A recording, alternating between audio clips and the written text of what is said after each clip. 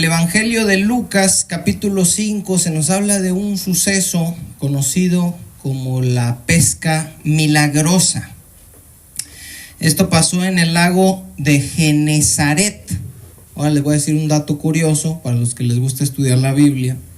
El lago de Genesaret, el lago de Tiberias o Tiberíades y el mar de Galilea son el mismo lugar, hermanos. ¿Por qué se le llama diferente y por qué a uno se le llama mar y por qué lago? No hay tiempo ahorita de explicarlo, pero lo dejo ahí como dato curioso.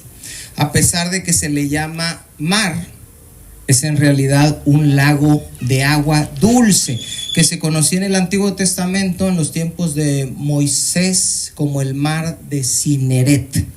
Son datos que aparentemente no tienen mucha relevancia, pero cuando uno estudia, hermanos, y ve ese tipo de lago, el nombre en el Antiguo Testamento, y se da uno cuenta que es el que conocemos como el mar de Galilea, pues ya toma ahí relevancia a la hora de estudiar la palabra.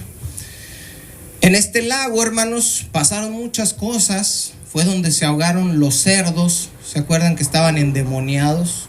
De los demonios que salieron del Gadareno, que dijeron: por favor, no nos eches al abismo, y se van a los cerdos, y los cerdos se van al despeñadero y se ahogan en un lago. Fue en este lago también.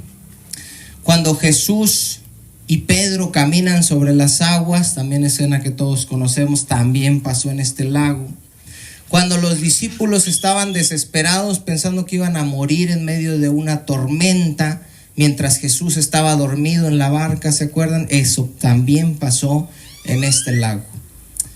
Jesús está a la orilla de este lago y dice el versículo 1 que el gentío se agolpaba sobre él para escuchar la palabra de Dios, hermanos. Imagínense qué bonito, qué precioso se ha de sentir que uno esté predicando y que venga un montón de gente, y que el propósito de esas personas que incluso se estén empujando unas con otras en desesperación es porque quieren escuchar la palabra del Señor. Y con esto nos damos cuenta, hermanos, que el ministerio principal de Jesús consistía en ¿qué? ¿Alguien me dice? En enseñar la palabra de Dios. Jesús no se dedicaba, como muchos lo piensan y como de repente se puede ver en las películas, ¿verdad?, haciendo milagros. No se dedicaba a hacer milagros, así como que hoy me voy a levantar, voy a ir a hacer un milagro aquí, donde necesitarán más milagros porque yo vine a hacer muchos milagros. No, hermanos. Hay ocasiones como en Juan, cuando están en el lago de Betesda, ¿se acuerdan? Dice que había muchos enfermos ahí de diversas enfermedades, y nuestro Señor, ¿a cuántos sanó ahí? A uno nada más.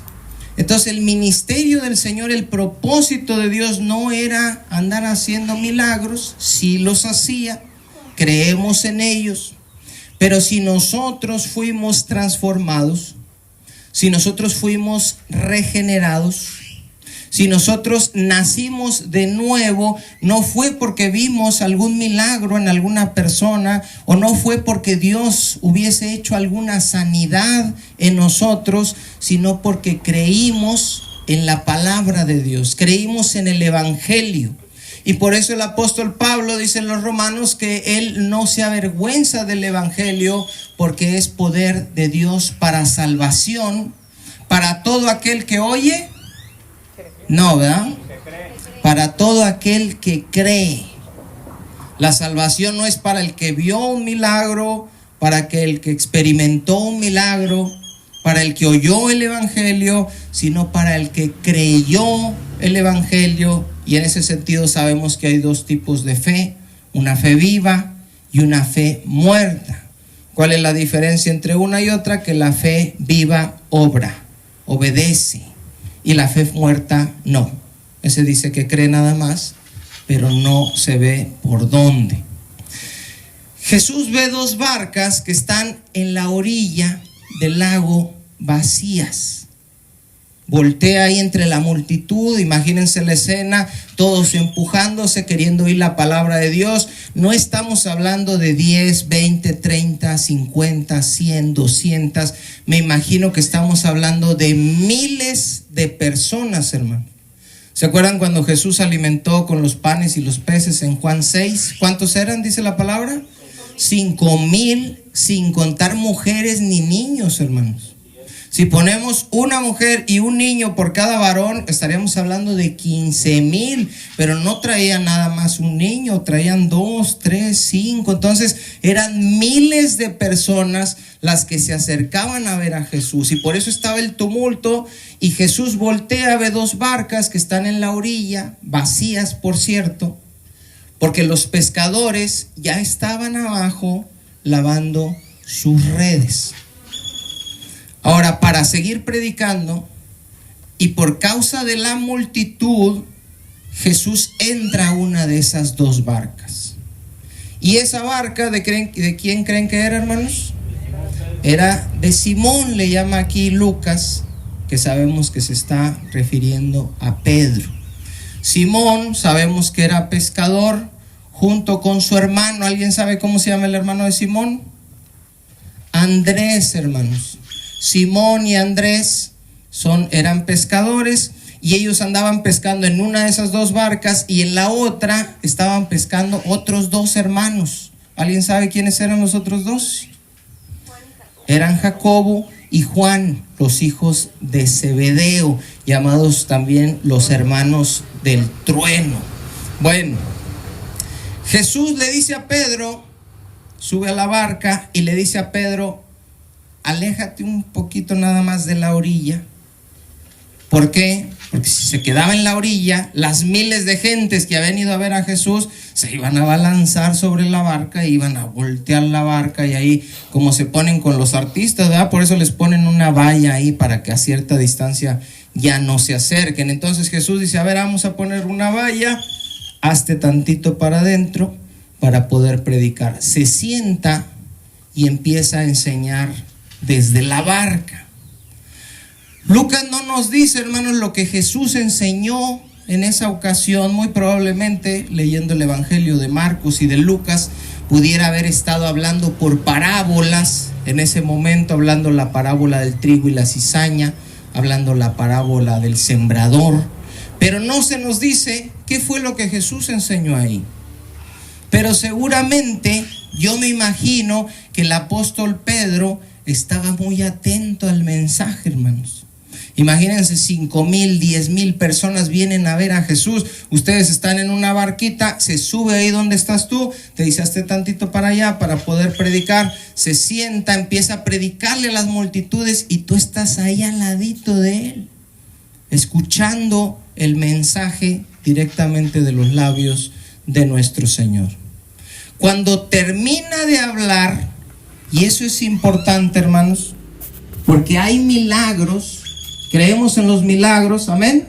No es el ministerio principal. El ministerio principal es la predicación. ¿Para qué? Para que sean salvos, para que sean salvas sus almas del lago de fuego. Y después podemos orar por ellos para que Dios sane sus cuerpos, para que Dios supla, para que Dios les dé gracia, consuelo, sabiduría.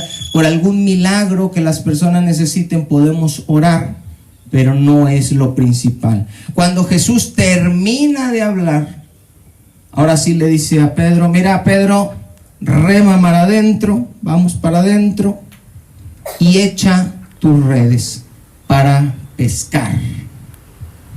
Ahora, recordemos que cuando Jesús los vio, ellos estaban ya abajo de la barca, ¿se acuerdan? Lavando ya las redes. ¿Por qué? Porque ya habían terminado ellos ya de trabajar. Su jornada ya se había acabado. Cuando Jesús les dice: vamos a pescar. Eso es importante. Y Pedro le dice a Jesús, hermanos, todavía que habían trabajado ya toda la noche sin haber pescado absolutamente nada. Ahora, esta historia ya la hemos escuchado y si oímos eso, pues no pescaron nada. De repente no se nos hace tan familiar porque nosotros no somos pescadores.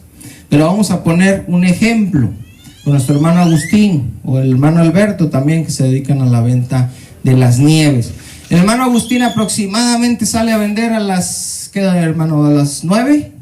10 de la mañana. Él sabe que ya se empieza a poner bueno después de las 12 y a la 1, pero de las 10 le empieza y más o menos le da ¿hasta qué horas? ¿Hasta las 5? 5 y media. De 10 de la mañana a 5 y media. Ahora, hay días que nuestros hermanos tienen días buenos, ¿verdad? Malos, regulares, muy malos. No sé si les ha pasado, nos lo pueden contar al final, un día que se hayan ido de 9 y media de la mañana a 10 a 5 y media de la tarde y que en todas esas horas con la musiquita y en la moto preparados con toda la actitud, ¿verdad? Con la caja llena de nieves, paletas, conos, servilletas y que no hayan vendido ni una. ¿No les ha pasado, verdad? Una, sin nada, cero. ¿Sí? Cero. Así que digan, me fui y volví. Sí, mala, sí. Cero. Aquí esto dice, no pescamos nada. Toda la noche estuvimos y no pescamos nada. Imagínense que llega ya nuestro hermano Agustín, nuestro hermano Alberto. Todo el día no vendieron nada, absolutamente nada. Para empezar, me imagino que se sentirían mal, ¿verdad? Se siente uno desanimado, se siente uno, pues, como que, ¿qué pasó? Hasta espantado, ¿verdad? Señor, pues ahora sí no vendí ni una. Sí, me persiné, dice el hermano Alberto, y ni nada, me cayó. Sí, recé. Y luego, llegando a las 6, escuchan una predicación de alguien, ¿verdad? Y se quedan ahí oyendo atentos a la palabra. A lo mejor están diciendo algo relacionado, ¿verdad?, con las situaciones adversas, y los atrapa ahí la predicación, y al final el predicador se le acerca a uno de nuestros hermanos, se le acerca ahí a nuestro hermano Agustín y le dice, Agustín, súbete a la moto, tráete los conos. Estamos hablando de las 7 de la noche. Súbete a la moto, tráete los conos, vamos a ir a vender nieves. ¿Qué pensaría de nuestro hermano? Pues ya no tiene caso. O sea, si no vendí nada en el horario que es, que en el horario que yo sé que se venden, ahora si nos vamos de 7 a 10 de la noche, pues ¿qué voy a...? No, hombre, así como con ganas de decir, así déjalo, o sea, fue un día malo, no pasa nada, ¿verdad? Sin embargo, el apóstol Pedro dice, bueno, estuvimos ya toda la noche, tengo muchísima experiencia como pescador, yo sé que es mejor en la noche. Ahorita con todo el ruido que hicieron estas multitudes y de día, y pues realmente no creo que tenga ningún sentido. Sin embargo, dice Pedro, más en tu palabra, y eso es muy importante, más en tu palabra echaré la red. Ahora, es muy importante porque recordemos que en el Evangelio de Juan, capítulo 1, verso 1, empieza Juan a escribir y dice Juan, en el principio era el verbo, que es la palabra, y la palabra estaba con Dios, y la palabra era Dios. ¿Y quién es esa palabra, hermanos? Es nuestro Señor Jesucristo. Cuando Juan usa la palabra en el principio, él está pensando en el Génesis. Principio, hermanos, se tradujo de una palabra hebrea, Bereshit. Y Bereshit significa Génesis. Por eso nuestro libro se llama así. Nuestro libro, en español para nosotros, se pudiera llamar Principio. ¿Por qué se llama así? Porque en Génesis 1:1 dice, en el principio creó Dios los cielos y la tierra. Por eso se llama principio, es el Génesis. Es la misma palabra que usa Juan. Y Juan se está refiriendo, hermanos, a que en ese momento de la historia, cuando todo fue creado, el que estaba ahí creando todo era nuestro Señor Jesucristo. Dice que en el principio Dios creó los cielos y la tierra estaba, ¿alguien se acuerda? Desordenada y vacía. Y hay personas, hermanos, que yo he escuchado que sacan sobre todo la teoría de la brecha, que dice que entre Génesis 1:1 y Génesis 1:2 hubo una generación ahí, pasaron muchos miles de años y pasaron muchas cosas, porque traducen ellos como que la tierra llegó a estar desordenada y vacía. Ellos lo traducen así porque dicen que nuestro Dios no pudo haber creado la tierra desordenada y vacía, que algo tuvo que haber pasado entre el verso 1 y el verso 2 para que la tierra llegara a estar desordenada y vacía. Sin embargo, hermano, nosotros creemos que Dios la creó así, desordenada y vacía. ¿Por qué la creó así? Tenía un propósito, hermanos. Y el propósito es que todas las cosas tomaran su forma, su orden, mediante, ¿alguien me dice? La palabra de Dios. Dios creó primero todo sin hablar. Aquí no aparece la palabra. Los cielos y la tierra, todo estaba desordenado y vacío, y Él lo hizo así a propósito, para que todo se ordenara y tomara forma por medio de su palabra. Y por eso dice en el verso 3: y dijo Dios, sea la luz, y fue la luz. Y cuando nosotros recibimos la luz, hermanos, y dejamos de ir con los ídolos, y dejamos de ir con los brujos, y dejamos de creer en cosas como el purgatorio y cuanta cosa, hacemos un lado que vienen los muertos y los altares y todo eso, dejamos de creer porque nos vino la luz, y la luz nos vino mediante ¿qué?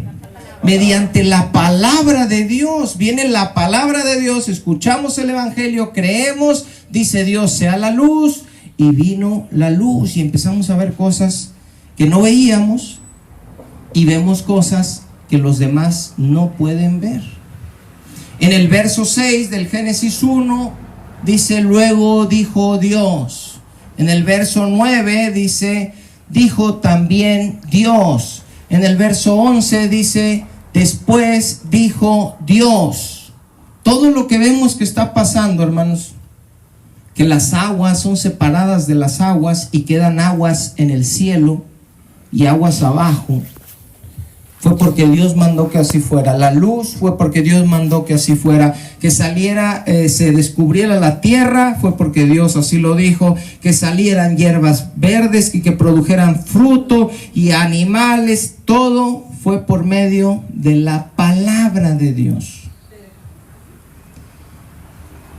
Y Juan, hermanos, nos dice que el que estaba hablando ahí a partir del verso 3 era Jesús.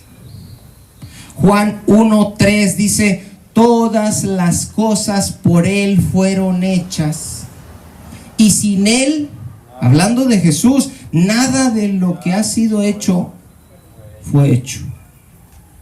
Jesús, dice, creó todo. Ahora búsquenme Colosenses capítulo 1 a partir del verso 15 en adelante. Colosenses 1:15. Me dicen con un amén cuando lo encuentren. Amén.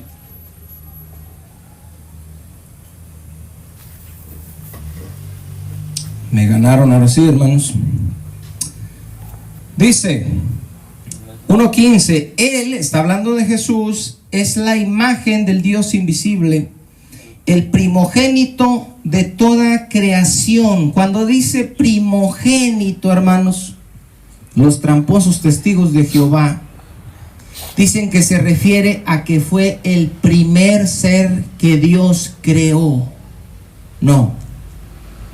Cuando dice primogénito está hablando de autoridad, no de que fue el primero que Dios creó, sino que Él es el principal sobre todo lo creado. ¿Por qué Él es el principal? Porque Él lo creó. Amén. Dice, Él es la imagen del Dios invisible, el primogénito de toda creación, porque en Él fueron creadas todas las cosas, las que están en los cielos y las que están en la tierra. Entonces Génesis 1, cuando vemos que el hombre, los animales, los peces, las aves, las plantas, ¿quién lo estaba creando, hermanos? Jesús estaba creando todas las cosas. ¿Cómo creó todas las cosas? Con el simple hecho de dar su palabra. Dice, todas las cosas visibles e invisibles, sean tronos, sean dominios, sean principados, sean potestades, todo fue creado por medio de Él y para Él. Al mismo diablo, hermanos, lo creó Jesús. Por eso cuando ponen a Jesús peleando contra el diablo como si fueran iguales, ¿cómo van a ser iguales la criatura contra el Creador? No, hermanos, hay quienes ven al demonio como si estuviera a la par de nuestro Señor, pero el demonio es un siervo, es un sirviente, según sus propósitos, para nuestro Dios, como lo vemos en el libro de Job. Dicen, todo fue creado por medio de Él y para Él, y Él es antes de todas las cosas. Aquí los testigos de Jehová, tremendos, tramposos, mentirosos, hermanos, en sus versiones de la Biblia, dicen que Jesús fue creado antes de todas las otras cosas, y ponen esa palabrita entre comillas. Él fue creado antes de todas las otras cosas, poniendo incluso a Jesús como si fuera una cosa que Dios creó. Dice, y Él es antes de todas las cosas, y todas las cosas en Él subsisten. De esto habla también Hebreos 1, de que si la tierra no se cae, hermanos, al vacío, si la tierra está girando en su propio eje, si está girando alrededor del sol, si los cometas pasan por los lados, ¿verdad?, como hemos visto en las noticias, pero no entran aquí y no nos pegan, es porque nuestro Dios está sosteniendo todas esas cosas. Y decíamos en un estudio, ¿se acuerdan?, que nosotros no creemos en un Dios que tengamos que sostener como hace la gente con sus ídolos, sino que nosotros tenemos un Dios que nos sostiene a nosotros. Él nos está sosteniendo, hermanos. Él nos está dando la vida. Si tenemos hoy vida, es porque Jesús nos está dando hoy la vida. Y por eso debemos darle gloria y darle gracias, porque todas las cosas en Él subsisten. Y esto es precisamente, hermanos, lo que está a punto de demostrarle a Pedro en el pasaje que estamos estudiando de Lucas. Regrésense allá a Lucas capítulo 5. Pedro dice, Señor, Maestro, dice, hemos ya pescado toda la noche, ya terminamos, no pescamos nada, sacamos ahí pura basura, pero en tu nombre, Señor, voy a echar la red, en tu palabra, perdón. ¿Cuál había sido la palabra de Jesús? Él dijo, echa tu red, ¿para qué? ¿Alguien lo puede buscar ahí? Dijo, boga mar adentro y echa tu red para pescar. Para pescar, hermanos, no para intentar pescar. ¿Sí entendemos esa diferencia? Jesús le dijo, vas a pescar. Amén. Es un hecho. Y si el Logos, la palabra, el Dios Todopoderoso que creó los cielos y la tierra y que le dio forma a todo mediante su palabra, si da la palabra y dice vas a pescar, entonces ¿qué va a pasar, hermanos? Vas a pescar, porque lo está diciendo el Logos. ¿Se acuerdan cuando Pedro en una ocasión ve a Jesús caminando sobre el agua? Y Jesús le dice, no teman, soy yo. Y Pedro le dice, si eres tú, da la palabra para que yo vaya a ti. porque Pedro iba conociendo poco a poco con quién estaba. Y Jesús, el creador de todas las cosas y que sustenta todas las cosas por su palabra, le dice a Pedro, ven. ¿Y qué pasó cuando Jesús le dijo, ven? Pedro pudo caminar en el agua, hermanos. ¿Cómo es posible? Pedro hizo un milagro, Pedro tenía algo especial. No, Jesús le dijo, ven. Y si Jesús dice, ven, tú vas a ir. Y si es agua lo que tienes que pisar, vas a pasar arriba del agua, porque la creación, y estamos hablando incluso del agua, obedecen a nuestro Señor. ¿Se acuerdan cuando estaban en la barca y le dijeron a Jesús, Señor, ¿qué no ves que perecemos? Y Jesús se levanta y le dice al viento y a las olas, calla, enmudece, y se hace grande bonanza.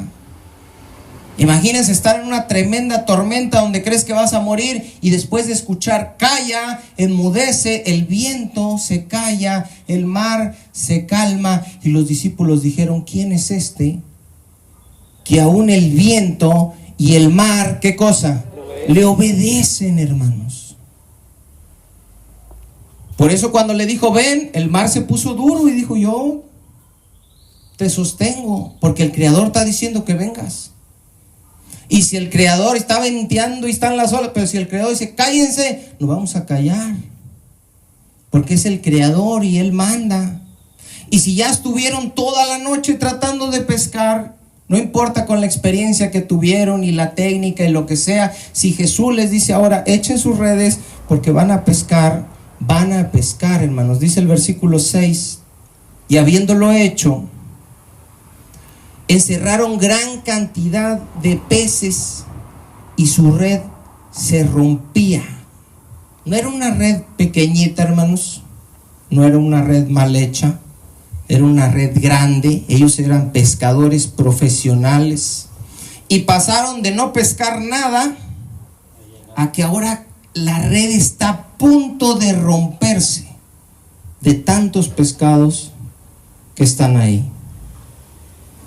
¿Por qué llegaron los pescados ahí? Porque el Logos, la palabra, Dios dijo, vas a pescar.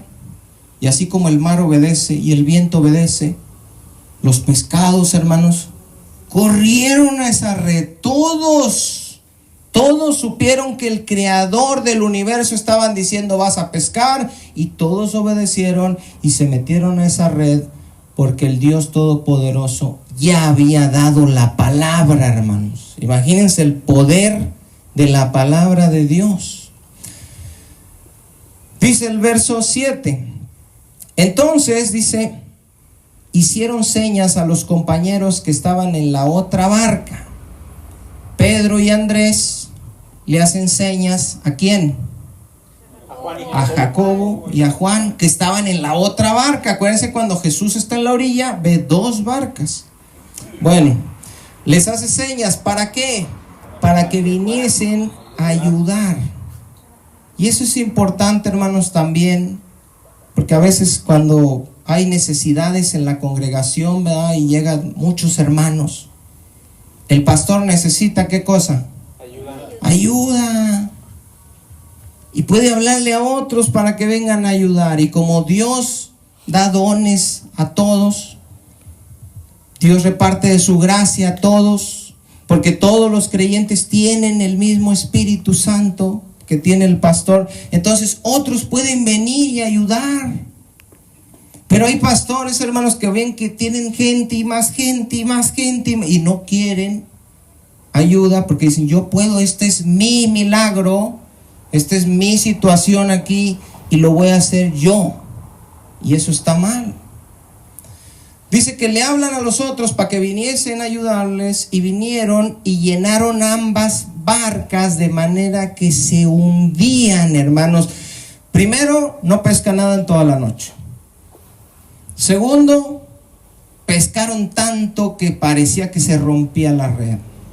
Tercero, empiezan a sacar los peces y a aventarlos a una barca. Se llena una barca, hermanos, no la red, la barca llena de peces, y los empiezan a echar en la otra barca, y había tantos peces que las dos barcas se empezaron a hundir de tantos peces que había, hermanos. Y si ya no le echaron más, pues no es porque el Señor ya no pudo traer más, sino porque ya no cabían.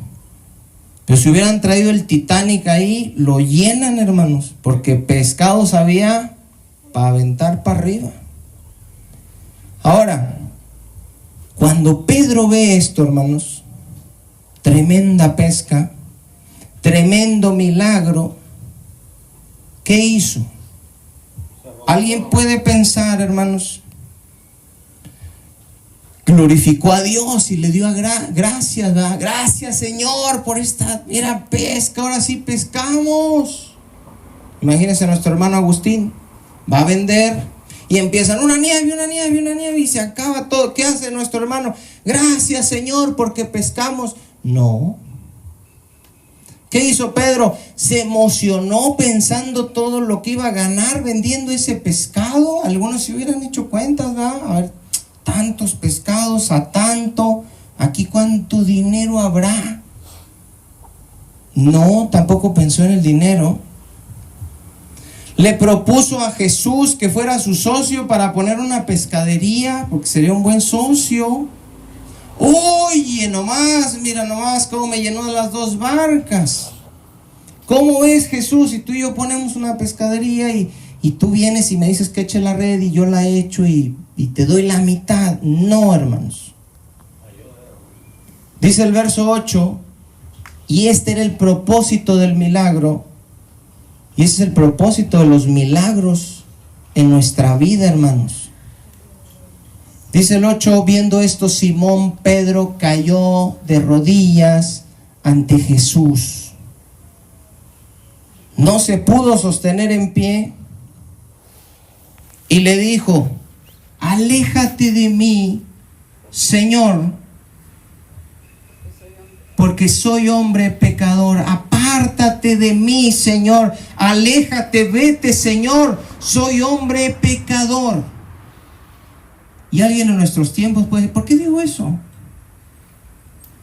Si Jesús estaba prosperando su changarro, si Jesús estaba demostrándole el poder y la bendición que le iba a dar, bendición en tu negocio hasta que sobreabunde, si Jesús estaba abriendo las ventanas de los cielos, ¿por qué aléjate, Señor? Qué reacción tan extraña podemos pensar. Pero dice el verso 9, porque por la pesca que habían hecho, el temor se había apoderado de él y de todos los que estaban con él, y asimismo de Jacobo y de Juan, hijos de Zebedeo, que eran compañeros de Simón. Estaban súper atemorizados, paralizados, hermanos. Pedro era un hombre, me imagino, ¿verdad?, fuerte de carácter, y no andaba con cualquier cosa, se andaba cayendo él de rodillas. No, cayó de rodillas espantado de lo que estaba viendo, hermanos. Nosotros lo vemos aquí, como lo hemos visto en películas, como ya conocemos la historia, decimos: cuando se llenaron las 2 barcas, hasta que... No, hermanos, él estaba ahí en una de esas 2 barcas. Él había estado antes toda la noche tratando de pescar y no pescó nada, y ahora con la palabra de Jesús, las 2 barcas están tan llenas que casi se hunden. Él se atemoriza y dice: aléjate de mí, Señor. Soy hombre pecador. ¿Por qué? Porque Pedro sabía que eso no había sido suerte. Pedro sabía que eso no había sido casualidad. Ellos eran expertos pescadores, hermanos, y jamás les había pasado algo parecido. Que todo, no, nunca me había pasado eso. Seguramente habían tenido días como todos, ¿verdad? Días malos, días buenos, días más o menos regulares, pero un día así donde pescaran tan exageradamente, nunca, hermanos. Ahora, es interesante notar cómo Pedro le había llamado a Jesús antes de ver este milagro. Verso 5, si lo tienen ahí. ¿Qué dice Pedro? Respondiendo, Simón le dijo, ¿cómo le dijo? Maestro, hermanos. Maestro.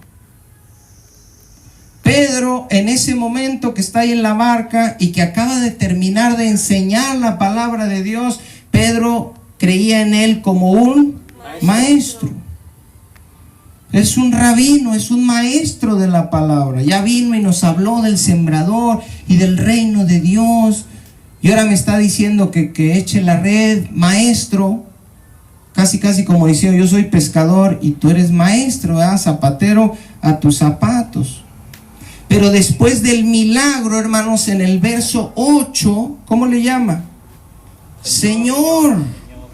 Viendo esto, Simón Pedro cayó de rodillas ante Jesús diciendo, apártate de mí, Señor.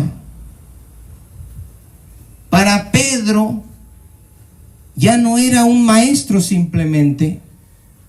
Para Pedro ahora era el Señor. Y esa es una palabra que se utilizaba para referirse ¿a quién? A Dios. Aléjate de mí, Señor, porque soy pecador. Pedro, hermanos, tuvo temor delante de la santidad en Jesús, tal y como Isaías tuvo temor cuando se encontró delante de la santidad de Dios en Isaías 6. Búsquelo si quieren, hermanos, Isaías 6. Nomás póngame un separadorcito ahí en Lucas. Isaías 6. Amén. A partir del verso 1. ¿Alguien más lo encontró, hermanos? Isaías 6 es el libro número 23 de nuestro Antiguo Testamento, después de los Salmos. Dice: en el año que murió el rey Usías, vi yo al Señor sentado sobre un trono alto y sublime. Pregunta, dice la Biblia, que a Dios, refiriéndose al Padre, nadie le ha visto jamás. El unigénito Hijo, Él es quien nos lo ha dado a conocer. Pregunta, si nadie ha visto a Dios, el Padre, jamás, ¿a quién está viendo Isaías? A Jesús. 700 años antes de que naciera Jesús. Nada más que aquí lo está viendo en su gloria. Dice: vi yo al Señor sentado sobre un trono alto y sublime, y sus faldas llenaban el templo. Por encima de él había serafines. Cada uno tenía 6 alas, con 2 cubrían sus rostros, con 2 cubrían sus pies, y con 2 volaban. Y era lo que les decía ahorita en la alabanza, hermanos, que estos seres gloriosos que no tienen pecado, los serafines no tienen pecado, están ministrando delante de la presencia de Dios y no se consideran dignos, de manera que cubren su rostro y cubren sus pies, hermanos, porque están delante del Santo. Y el uno al otro, dice el verso 3, daba voces diciendo: Santo, Santo, Santo, Jehová de los ejércitos, toda la tierra está llena de su gloria, hermanos. Cuando en la Biblia se repite una palabra 2 veces, es para hacer un énfasis en esa palabra. Cuando Jesús empezaba sus enseñanzas, Él decía: de cierto, de cierto os digo. ¿Sí se acuerdan? Ese de cierto os digo se traduce de amén, amén. Jesús empezaba sus sermones diciendo amén, amén. Nosotros decimos amén a los sermones, Él decía amén a sus sermones, porque Él es la palabra y lo que Él dice es sí y es amén. Pero en esta ocasión, hermanos, vemos que estos seres, estos serafines, no dicen 2 veces la palabra santo para enfatizarla, sino que lo dicen 3. Santo, santo, santo. Y escuchaba, hermanos, una predicación que decía algo muy importante. Ninguno de los atributos de Dios jamás en las Escrituras aparece resaltado, remarcado, subrayado 3 veces. No dice que la Biblia es soberano, Dios es soberano, soberano, soberano, eterno, eterno, eterno, justo, justo, justo, omnisciente, omnisciente, no.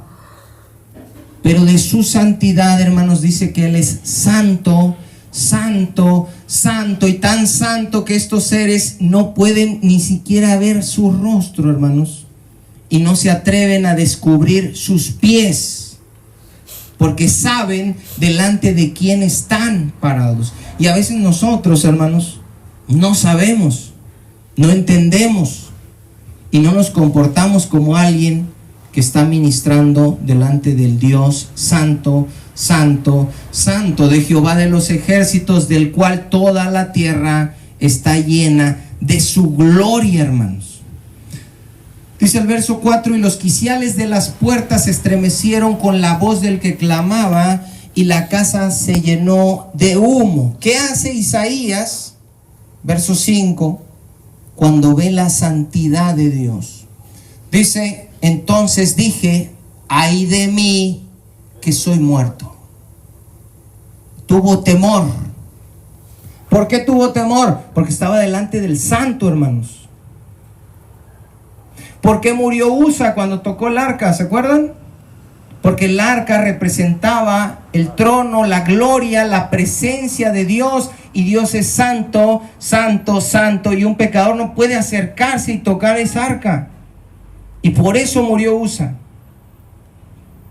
Y por eso el sumo sacerdote debía ofrecer sacrificio por sus propios pecados y luego por los del pueblo cuando entraba al lugar santísimo, porque si entraba así nada más y decía voy a ofrecer nada más por los del pueblo, moría cruzando el velo, porque se estaba acercando al lugar santísimo donde estaba la presencia de Dios. Isaías, conociendo a Dios como Dios quiera que lo lleguemos a conocer nosotros, tiene temor y cree que va a morir.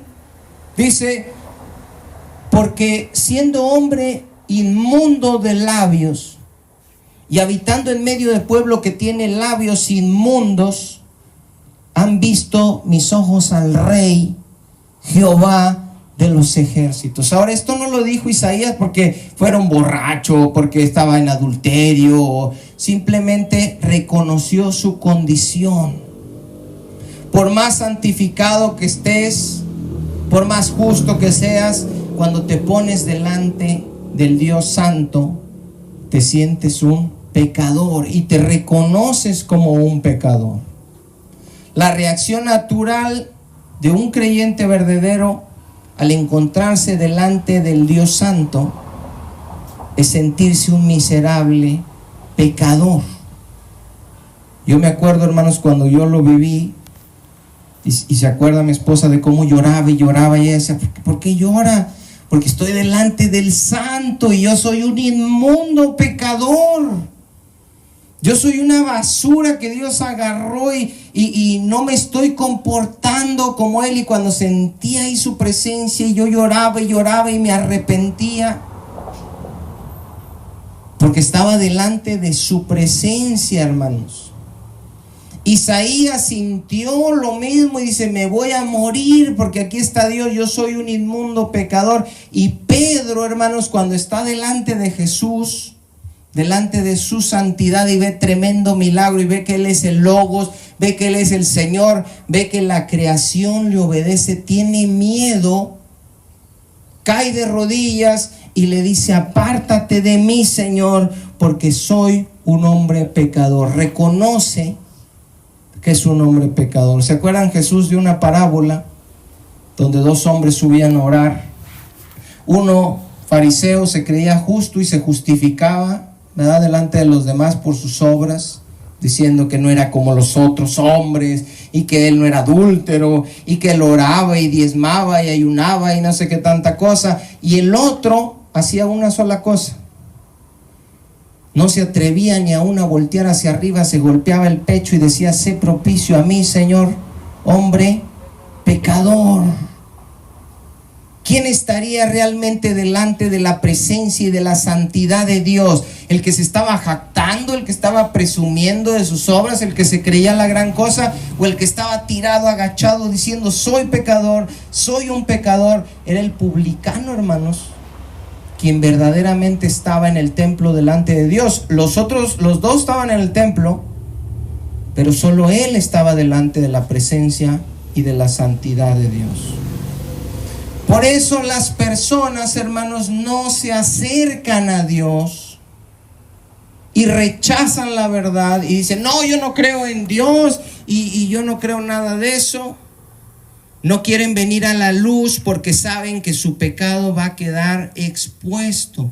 Dice Juan 3:20, porque todo aquel que hace lo malo aborrece a la luz y no viene a la luz para que sus obras no sean reprendidas. Y cuando dice que sus obras no sean reprendidas, para los que ya vieron la serie de la guerra espiritual, no significa que cuando usted llegue yo le voy a decir lo reprendo, sino que va a decir, se refiere, a que yo le voy a decir que lo que usted está haciendo está como mal. Eso es reprender. Eso está mal, no hagas eso. En una ocasión le dijeron a mi esposa que les gustaba, ¿verdad?, lo de la Biblia y que quisieran aprender, pero que no querían ir a una iglesia porque les iban a decir que dejaran de tomar. Y ahí se cumple esto, hermanos. Todo aquel que hace lo malo aborrece la luz y no viene a la luz para que sus obras no sean reprendidas. No les gusta que les digan esto no lo hagas, esto está mal. Que la palabra se los diga, que el pastor se los diga, que los hermanos se los diga, que el Espíritu Santo se los diga, y dicen mejor no voy. Eso fue lo que hizo Adán y Eva, hermanos. En cuanto pecaron, se alejaron de Dios, se apartaron de Dios. Y dice en Génesis 3:8 que oyeron la voz de Jehová Dios que se paseaba en medio del huerto al aire del día.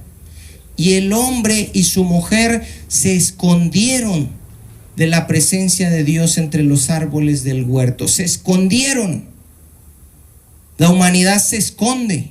Y llega uno y toca la puerta. Venimos a hablarle de aquí no, aquí somos católicos. Aquí no, aquí esto y el otro. Pero en realidad se están escondiendo de Dios por causa de su pecado.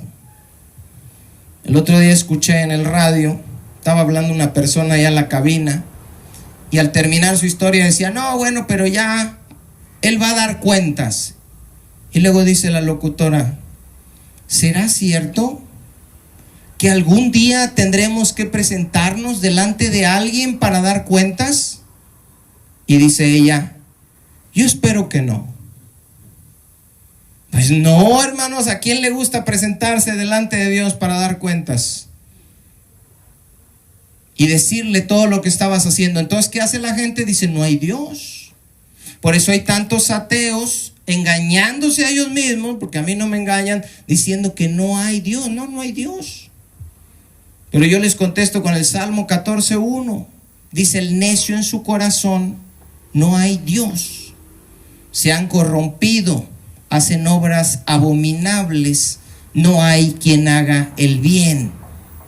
Como estás corrompido, como haces obras abominables y como no haces el bien, te es más fácil decir que no hay Dios. Como el short que subimos ahí, el video de Juan Gabriel, ¿sí lo vieron? Que dice, le dice uno, Dios te bendiga. Y le dice Juan Gabriel, que te bendiga a ti. Dice, yo soy ateo. Pues dice el necio en su corazón que no hay Dios. ¿Por qué? Porque todos sabemos y es evidente en el pecado en el que estaba Juan Gabriel. El peor terror del ser humano caído no es ni siquiera morir, hermanos. El peor terror del ser humano caído es después de morir tener que presentarse delante del Santo, Santo, Santo para dar cuentas. Ese es el terror de ellos. Para nosotros no es terror, hermano. Lo que nosotros queremos es presentarnos delante del Señor. Y es nuestro gozo y es nuestra esperanza. Amén. Dice Hebreos 4:13. Y no hay cosa creada que no sea manifiesta en su presencia, Antes bien, todas las cosas están desnudas y abiertas a los ojos de aquel ante quien tenemos que dar cuentas.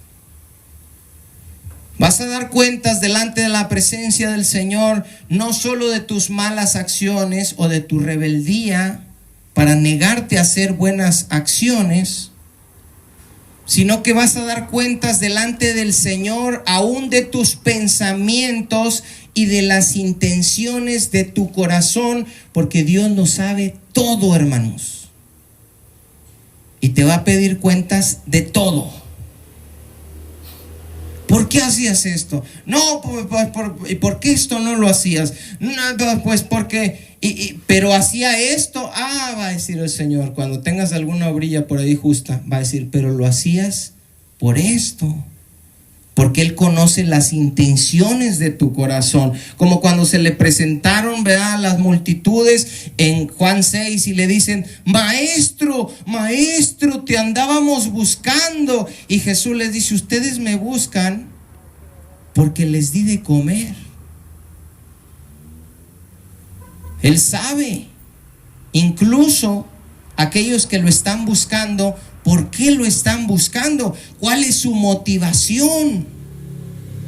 Hay gente que predica y quiere predicar para hacerse famoso, y Dios sabe la motivación. Hay gente que predica para ganar dinero, y Dios sabe la motivación. A Él no lo puedes engañar. Él conoce las intenciones de tu corazón. Ahora, ¿qué le dice Jesús a Pedro cuando Pedro está lleno de temor? Al final del verso 10, no temas, desde ahora serás pescador de hombres. Jesús se encuentra con él y le hace un gran milagro en su negocio para que él se congregue los domingos y dé diezmo de lo que gana en ese negocio. No, hermanos. Para que vea quién es Él, y una vez que vea quién es Él y entienda a quién lo está llamando, lo siga y se pueda convertir en un pescador de hombres. Ahora pregunta, ¿este oficio de pescador de hombres sería únicamente para Pedro porque Pedro era pescador? No, lo mismo pasó con Isaías, hermanos. En Isaías 6, donde ya leímos, yo se los leo, después de que Isaías ve y viene un ángel y pone un carbón en sus labios y le dice, tu pecado es perdonado, tu pecado es limpiado, no vas a morir porque viste al santo. Isaías dice en el verso 8 que escuchó la voz del Señor que decía, ¿a quién enviaré? ¿Y quién irá por nosotros?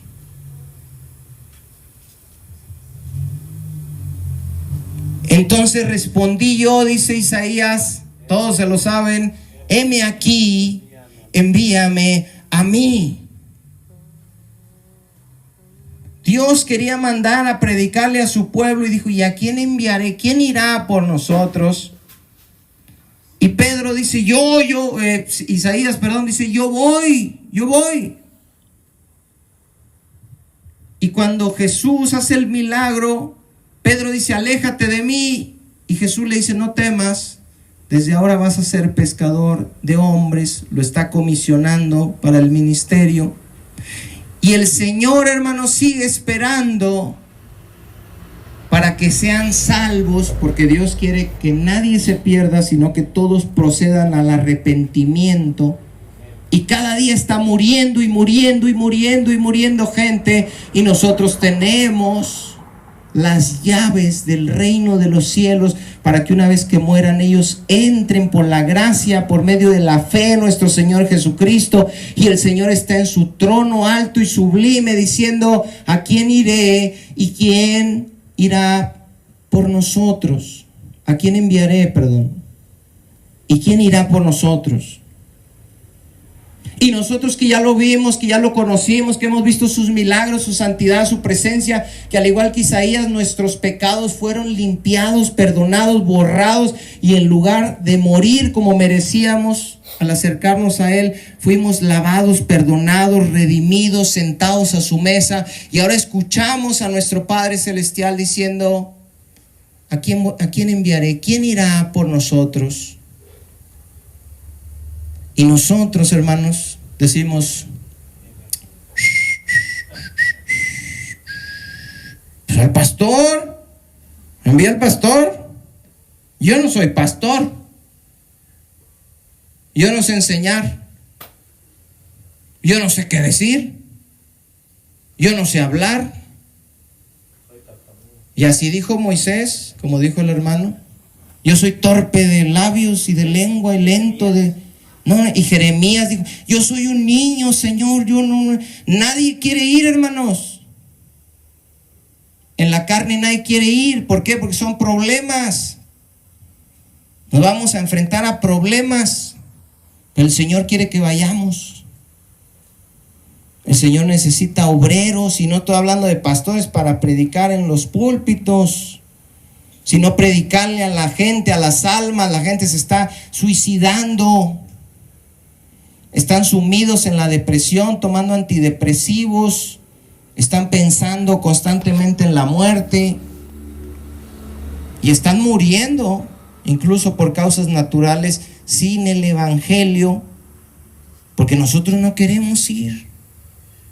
Porque decimos: bueno, iré para Isaías, para Pedro y para el pastor. Es selecto el grupo de... los mejores. Verso 11: y cuando trajeron a tierra las barcas, dejándolo todo, ¿qué dice? Le siguieron. ¿Qué dejaron, hermanos? Todo, hermano. El pescado ni lo vendieron. Las barcas, las redes. Oye, y nuestro changarro, nuestro emprendimiento. No, pues a lo mejor se los dieron. Acuérdense que había una multitud ahí, hermanos. Probablemente de ahí comieron. No sé, pero ellos no dijeron: no, Señor, te voy a seguir. Déjame filetearme estas mojarras y embolsarlas. Las vamos a congelar No. Bueno, Señor, por lo menos deja mi lanchita, ¿verdad? Porque me la van a robar, mis redes, para cuando yo... No, es que ya te dije que ya no va a ser tu oficio. Voy a comerme uno. Ahora vas a ir a pescar hombres. En una ocasión nos dijo Luciano que él estaba ahí tramitando la firma electrónica en Tampico, y que le dijo un señor: no, que yo soy no sé qué. ¿Y usted qué es? Y dice que Luciano le dijo: yo soy pescador de hombres. Y dice Luciano: se me quedaron viendo bien feo porque pensaron otra cosa. Le dijeron: caray, tan machito que se veía. Dejaron todo, hermanos, todo. Sus barcas, sus redes, su oficio, su negocio, sus pescados, el dinero. Jesús les mostró su poder, sus milagros, su santidad, para que lo conocieran nada más, para que supieran con quién estaban, no para estarles dando pescado todos los días para que se hicieran ricos. Y una vez que lo conocieron, una vez que entendieron que estaban con el Santo, con el Creador del universo, con el Todopoderoso que sustenta todas las cosas con la palabra de su poder, aquel por el cual todas las cosas fueron creadas y sin él nada de lo que ha sido hecho fue hecho. Y ahora lo siguieron. Ahora han cambiado las cosas, y si eres pescador, vamos a imaginarnos un pescador en nuestros tiempos, le predican: ven a Cristo para que saques más pescado. ¿Cuántos pescados sacas? No, pues que 50.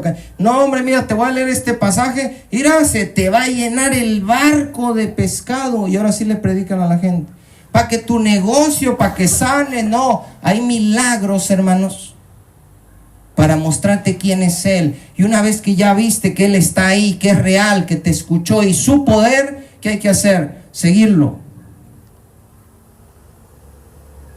¿Qué pasó, hermanos, ahorita con Memo? Predicación seguida por milagros, poder, su santidad nos escuchó. Y luego,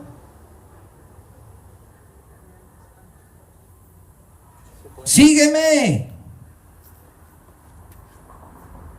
Pero vendo bocinas y ahora vas a pescar hombres, vas a salvar almas. Sígueme. ¿Dónde está? Es tristísimo, hermanos.